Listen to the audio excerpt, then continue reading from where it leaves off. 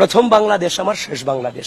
বাংলাদেশে জন্মগ্রহণ করেছি, বাংলাদেশে বসবাস করতে চাই, বাংলাদেশে মৃত্যুবরণ করতে চাই। শিক্ষার্থীদের স্বার্থটা নিয়ে কাজ করতে চাই। ঢাকা বিশ্ববিদ্যালয়কে শুধুমাত্র রাজনীতিকরণের দিকে আমরা কোনোভাবেই ধাবিত করতে চাই না। রাজনীতি তার জায়গাতে থাকবে, রাজনীতিতে কোয়ালিটি আসবে, কোয়ান্টিটির বিলোপ হবে। এখন যদি রাজনীতিতে কোয়ালিটি চলে আসে তাহলে সব সেক্টরেই কোয়ালিটি চলে আসবে। আমি যদি 50টা ছেলে রাজনীতিবিদ তৈরি করতে পারি, আবার ওমন কোয়ালিটি সম্পন্ন 50টা সাংবাদিক তৈরি হবে, 50 জন ব্যাংকার তৈরি হবে, 50 জন সরকারি কর্মকর্তা তৈরি হবে, আরো 50 জন জাতীয় ইনস্টিটিউশনগুলোতে যাবে। তো এভাবে আমরা কোয়ালিটির প্রতি ফোকাস করতে চাই সামনের সময়টাতে বিশ্ববিদ্যালয়ে। সবচেয়ে বড় চ্যালেঞ্জ হবে আমরা যে ইশতেহারগুলো দিয়েছি সেই ইশতেহারগুলো হচ্ছে যে বাস্তবায়নে আগের যে সময়টাতে দেখে আসছি যে আমরা কোনো কিছু নিতে গেলে বিভিন্ন ফাইল আটকে যায়, টেন্ডারের বিভিন্ন ভাগাভাগি সংক্রান্ত যেই ম্যাটারগুলো ছিল। আবার আরেকটা কথা হচ্ছে ছাত্র রাজনীতি মানেই হচ্ছে যে একটা ট্রেন্ড চালু হয়েছিল, ছাত্র রাজনীতি মানেই হচ্ছে কোটি কোটি টাকা ইনকাম করে ফেলা, তারপরে মিলিয়ন বিলিয়ন ট্রিলিয়ন ডলারের মালিক হয়ে যাওয়া। দেখেন, এই ধারণাগুলোকে ঘৃণা করে কিন্তু আমরা রাজনীতিটা করে আসছি শুধুমাত্র শিক্ষার্থীদের জন্য এবং রাষ্ট্রের জন্য। এবং এটাও আপনাদের সামনে বলতে চাই, আমার প্রথম বাংলাদেশ আমার শেষ বাংলাদেশ।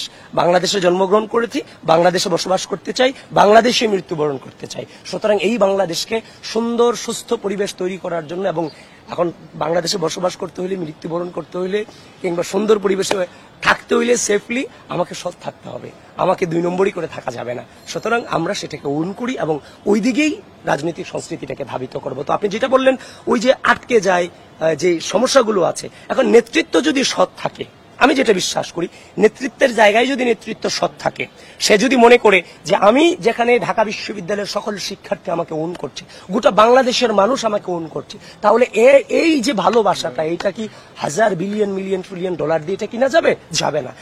সুতরাং এই যে পুরো বাংলাদেশের মানুষ এবং ঢাকা বিশ্ববিদ্যালয়ের ছেলে মেয়েগুলো যে আপনার উপর আস্থা রেখেছে, এটা আপনার জন্য অনেক বড় প্রাপ্তি। সুতরাং এদেরকে ধারণ যদি আপনি করতে পারেন, কোনো ফাইলকেও আটকাতে পারবে না।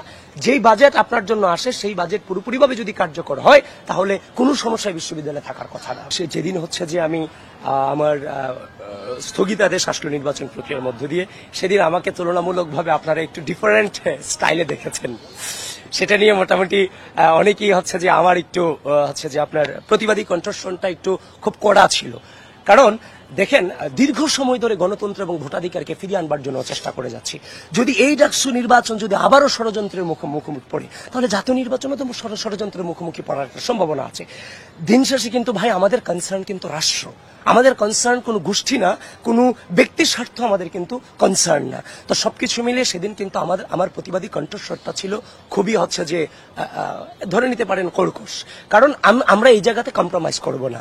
সেদিন আমি আপনাদেরকে বলেছিলাম যে হচ্ছে যে রিটটা হয়েছে একজন ব্যক্তির এগেনস্টে। সুতরাং রিটের রেজাল্ট যদি আসে, বৈধতা অবৈধতা সেটা ব্যক্তির পক্ষে বিপক্ষে আসবে।